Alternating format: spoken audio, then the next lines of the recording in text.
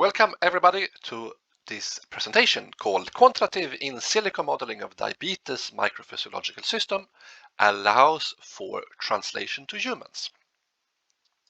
And what I will talk about is how we take the type of data that can be generated from microphysiological system, MPS systems, of the same type that we heard in previous presentations, and then we can analyze these data using computational models and translate to humans in a way that's useful for um, uh, healthcare, for drug development, and just for inspiring people to lead a healthy life. And I will talk about how all of these are interconnected.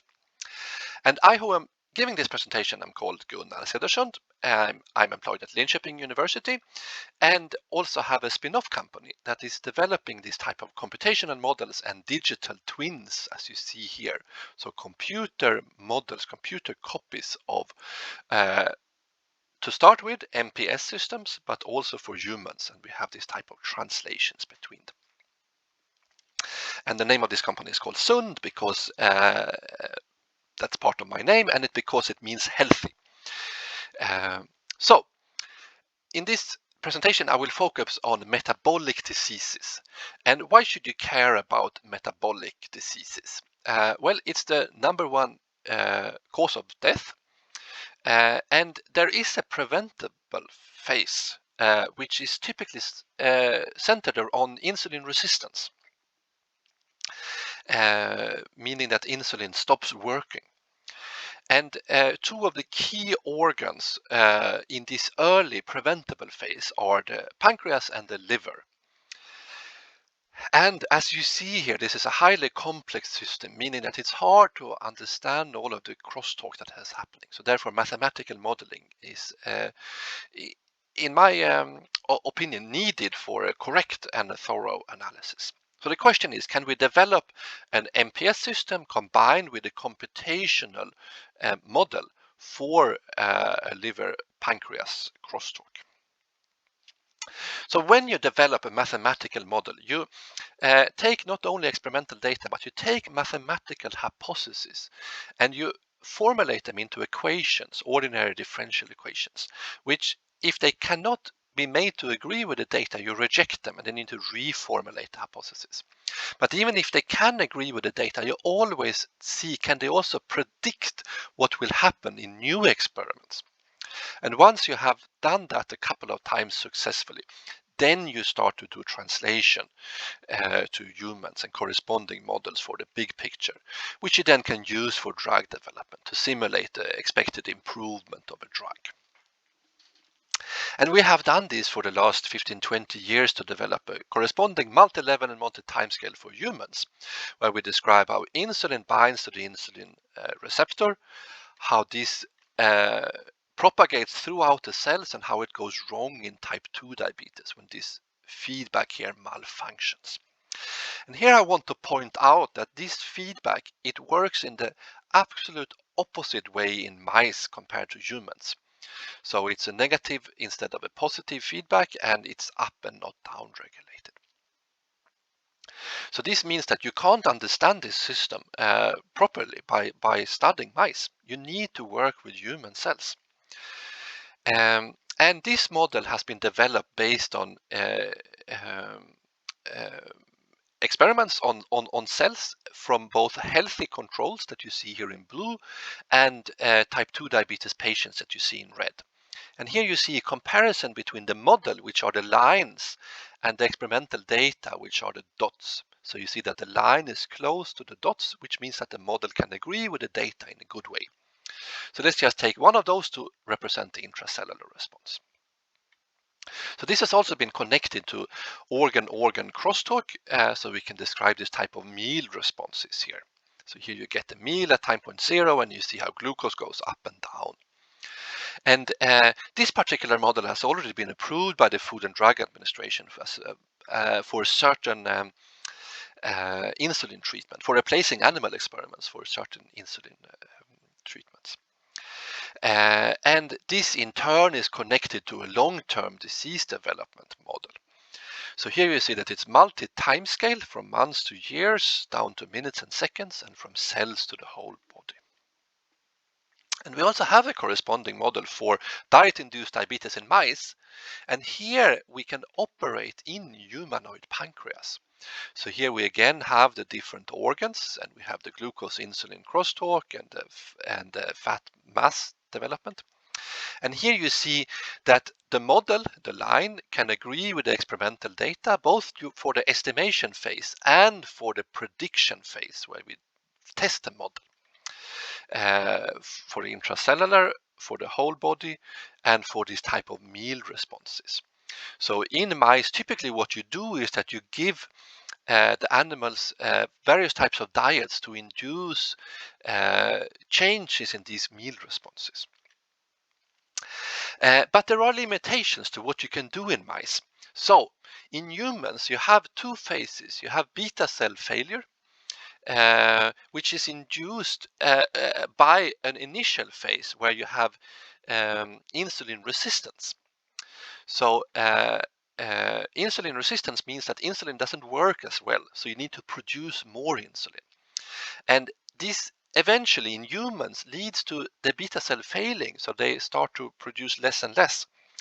Whereas in humans, or in mice, in some mice you can induce this insulin resistance, but you can't get this beta cell failure. Or you can so you can, in one type of mice you can only have insulin resistance, and in another type of mice you can only have beta cell failure, but this is not due to the increased insulin resistance. So what we can do here in the computer is to develop a mathematical model for the mice, and then we can change the pancreas, the beta cells, so that they actually fail, so that we have the same disease etiology. So in this way we can develop a digital twin for the mice, and we can improve it in the computer, make it more human-like. And the question now, can we do the same thing with an MPS system?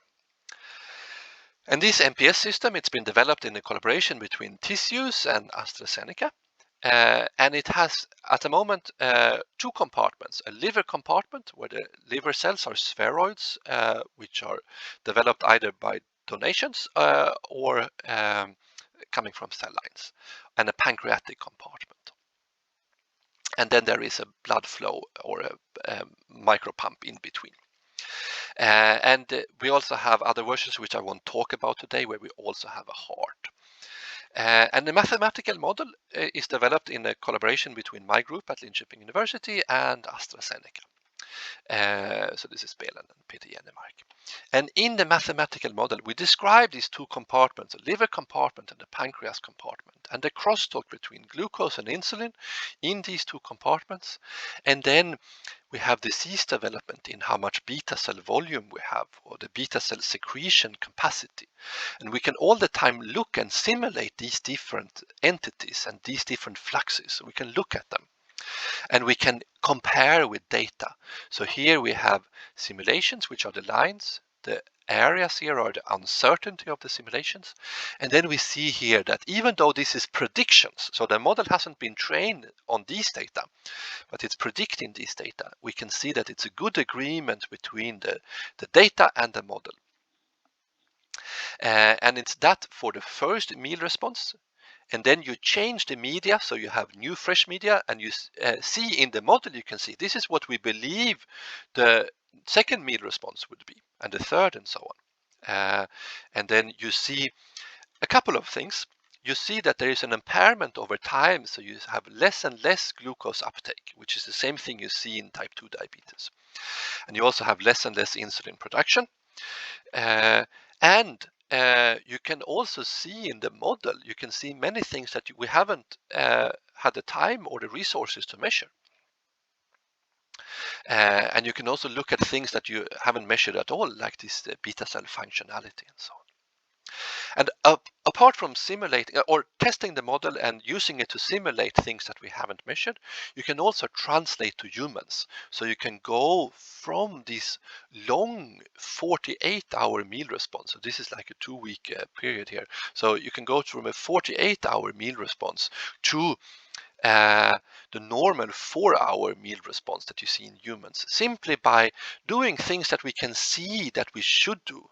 So changing the organ proportions, uh, for instance, so that you get this normal meal response. So we understand these differences and we can rescale in the computer, just as we could do for the mice. And again, we have this prediction with uncertainty.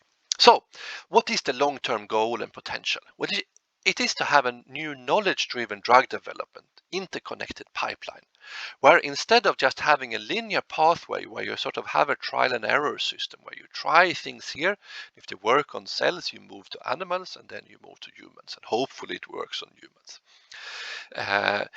Instead have something where all of these different steps, including the MPS development, generate new pieces to the puzzle, where you have feedback from clinical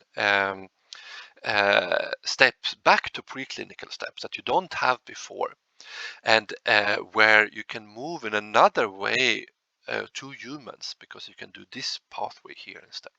You can also use this for the approval steps using FDA's new guidelines for how to use mathematical models, meaning that you should do a quantification. You should have low uncertainty. So you remember these areas that I showed you. You can test predictions in new independent experiments. So you should do these successful predictions that I showed you. And then the applications to the usage that you have should be close to where you tested it. And if you have this, then you can really have improvement in all 4 steps: in the mechanistic and target identification step, the translate into humans, in the approval step, and even in the selling step, by incorporating these models in digital twin clinical tools, so that you can move towards this long-term vision of having MPS and digital twin work in tandem, so that you donate cells already at birth and new cells when needed. So you can do anytime experiments on a little mini you, can translate it to humans, add new data to your digital twin, not only from the MPS system, but from these smart sensors that are being generated and from healthcare. You can have virtual populations that can help drive drug development. You can even move beyond traditional healthcare to preventive settings in music and arts and gaming and so on. And finally, some classical arguments for why you should use animals and see how they break down in this new setting. So one of them is that you need animals to test and understand mechanisms. Well, this is not true, and it's even so that doing experiments to understanding mechanisms in animals is generate irrelevant puzzle pieces because of these differences that you have. So you need to work on human cells and do the translation. They are not more flexible; they are less flexible because in MPS systems you can take away organs. You can never do that in an animal. We have this new knowledge-driven drug development pipeline, meaning that you don't really need it for drug development eventually, or for the approval step, because FDA has these new general guidelines. We just need to sort of develop these sufficiently. So there is no ultimate argument for why you need to do animal experiments. So finally, just some acknowledgements. So lots of funding from different sources, and in particular TissUse and AstraZeneca have developed the experimental data that we have done the modeling for. And the modeling has been done by Bill and Casas. So that was it for my presentation.